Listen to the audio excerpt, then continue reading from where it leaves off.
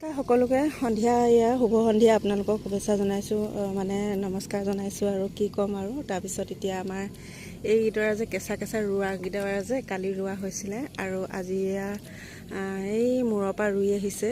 আৰু দিনত মানে দুজনী হৈছিলে আৰু পিছবেলা আহিছে দুপৰীয়া ৰ'দ কাৰণে, আৰু দুগৰাকী ৰুই আছে।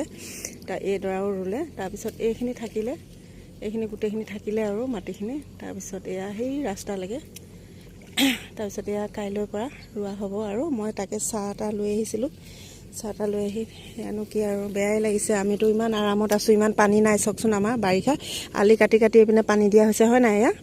আলি কাটি কাটি পানী দিয়া হৈছে আৰু পানীৰ অভাৱ। কিন্তু যোৰহাট আৰু শিৱসাগৰ, নাজিৰা, সোণাৰী ইমান বেয়া লাগিছে নহয় গাইজ। ওচৰত যদি থাকিলোঁ হয়, কিবা এটা দিবগৈ মন আছিলে, পানী বটল হওক, খোৱা বস্তু হওক। আমি ইমান আৰামত পিন্ধিছোঁ, খাইছোঁ, আছোঁ।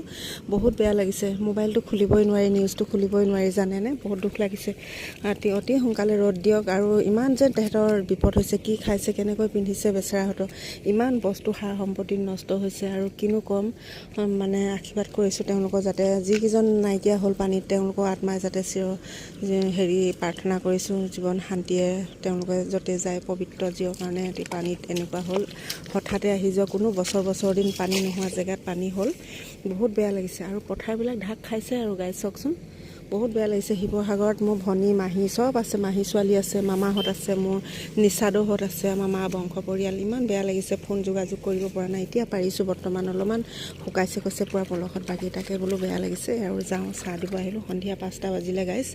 আজিলৈ সকলোৱে আশীৰ্বাদ কৰিছোঁ যাতে বাৰিষা শিৱসাগৰবাসী, যোৰহাটবাসী, সকলো সোণাৰী, নাজিৰা, চৰাইদেউ, সকলোৱে প্ৰাৰ্থনা কৰিছোঁ।